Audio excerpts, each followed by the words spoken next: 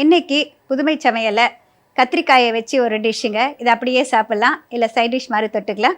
இதுக்கு சில்லி பைங்கன் அப்படின்னு பேர். இந்த சில்லி பைங்கன் செய்யறதுக்கு என்னென்ன பொருட்கள் தேவைன்னு இப்போ பார்க்கலாம். சில்லி பைங்கன் செய்ய தேவையான பொருட்கள்: நீளவாக்கில் அரிந்து பொரித்த கத்திரிக்காய் 1/4 கிலோ, 2 வெங்காயம் நீளவாக்கில் அரிந்தது, red chilli sauce 1 teaspoon, sweet chilli sauce 1½ teaspoon, இஞ்சி பூண்டு விழுது 1 டீஸ்பூன், வெள்ளை மிளகுத்தூள் விரும்பும் அளவு, தேவையான அளவு உப்பு.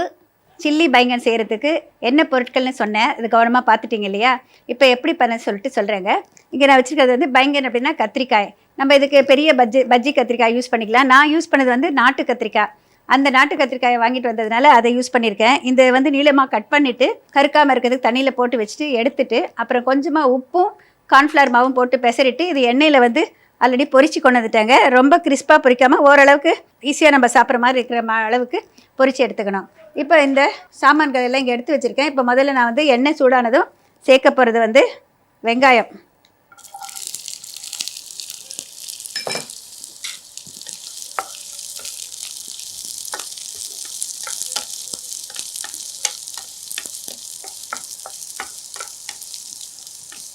நம்மளுக்கு வந்து ஒரு வால்யூம் கிடைக்கும். கத்திரிக்காய்னா எவ்வளோ கத்திரிக்காய் இருந்தாலும் பொரிக்கிறப்ப ரொம்ப குறைவாக இருக்கிற மாதிரி இருக்கும்.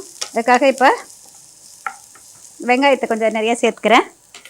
இது வந்து சீக்கிரமாக வதங்கணும் அப்படிங்கிறதுக்காக கொஞ்சமாக உப்பு தூவிக்கிறேன். இஞ்சி பூண்டு விழுது வெங்காயம் சேர்த்த பிறகு நம்ம சேர்க்க போகிறது இஞ்சி பூண்டு விழுது. இது ஒரு ஃப்யூஷன் குக்கிங்னு சொல்லலாங்க. வேற்று நாட்டு உணவும் நம்மளுடைய டேஸ்ட்டும் சேர்த்து வர மாதிரி ஒரு டிஷ்ஷு.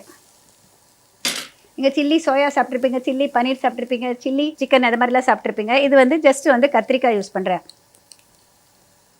இது வந்து இஞ்சி பூண்டு விழுது சேர்த்துக்கலாம். இது வந்து எதுக்கு இந்த பேர் காரணம் வந்தது அப்படின்னு பார்த்தீங்கன்னா, நம்ம சேர்க்குறது வந்து ஒன்று வந்து சில்லி சாஸு. நான் இங்கே வந்து 2 விதமான சில்லி சாஸ் வச்சுருக்கேங்க. ஒரு சில்லி சாஸ் பார்த்திங்கன்னா வந்து ரெட் சில்லி சாஸு, சிவப்பு மிளகாய் போட்டு அரைச்சி செஞ்சுருக்கிற சாஸு.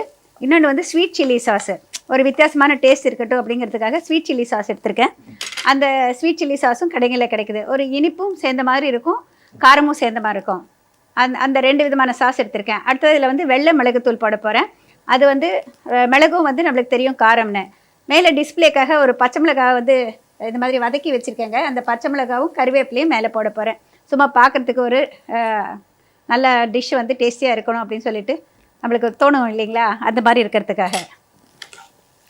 இப்போ இது வந்து பார்த்திங்கன்னா ஒரு மாதிரி வெங்காயம் பாதி வதங்கிடுச்சிங்க. ரொம்ப ப்ரௌனாக விடக்கூடாது, இப்படி இருந்தால் தான் நல்லாயிருக்கும்.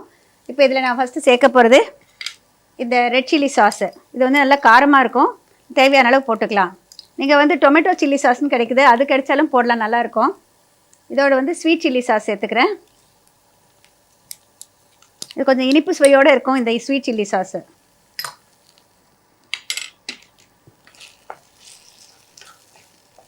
இது 2 சேர்த்த பிறகு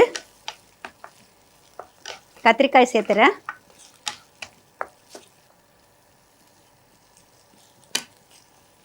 கத்திரிக்காயோடு இது நல்லா மிக்ஸ் ஆகணும். இது ஆல்ரெடி நான் வந்து ஃப்ரை பண்ணி கொண்டு வந்துட்டேங்க. எண்ணெயில் பொரித்து எடுத்துக்கணும், அவ்வளோதான்.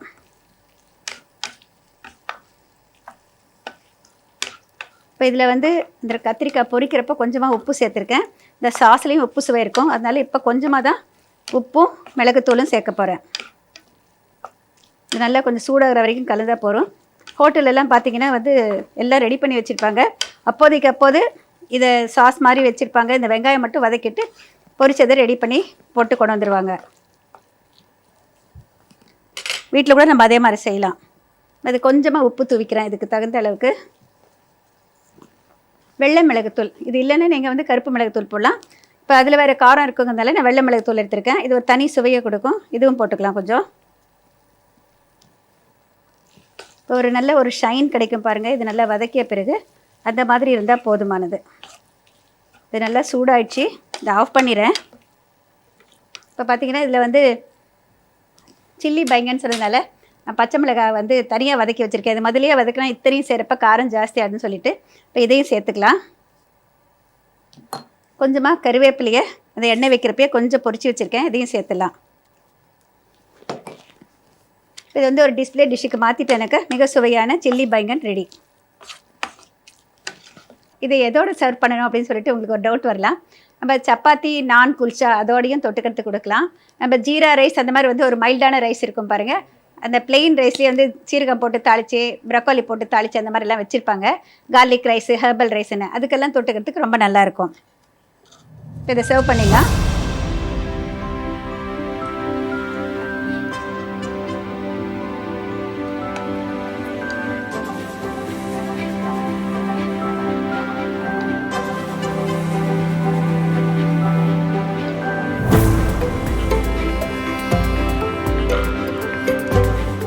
சில்லி பைங்கன் எப்படி பண்ண சொல்லிட்டு இப்போ ஒரு ரீகேப் பார்க்கலாங்க.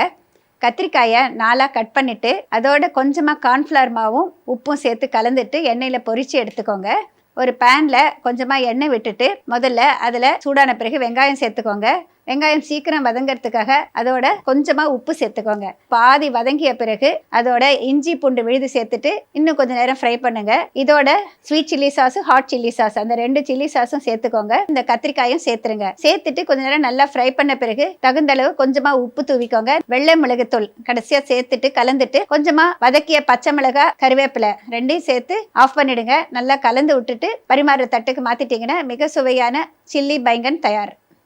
சில்லி பைங்கன் ரெடி ஆகிடுச்சு. ட்ரை பண்ணி பாருங்கள். இன்றைக்கி புதுமை சமையலில் நான் செஞ்ச சில்லி பைங்கன் ரெசிப்பியில் என்னென்ன சாஸ் சேர்த்தேன் இதுக்கான பதிலை நீங்கள் எப்போதும் போல் போஸ்ட் கார்டில் எழுதி அனுப்பலாம். எழுதி அனுப்ப வேண்டிய முகவரி அறுசுவை நேரம், ஜெயா டிவி, தபால் பெட்டி எண் 3173, எண் 48, NP ஜவஹர்லால் நேரு சாலை, ஈக்காடு தாங்கல், சென்னை 6,32,000. கீழே ஒரு வாட்ஸ்அப் நம்பர் வருது, அதை கவனமாக நோட் பண்ணிக்கோங்க. நீங்கள் போஸ்ட் கார்டில் எழுதி அனுப்ப முடியல அப்படின்னா உங்களுடைய ஃபோனில் இருந்து வாட்ஸ்அப் மூலமாக இந்த வாட்ஸ்அப் எண்ணுக்கு உங்களுடைய பதிலை அனுப்பலாம்.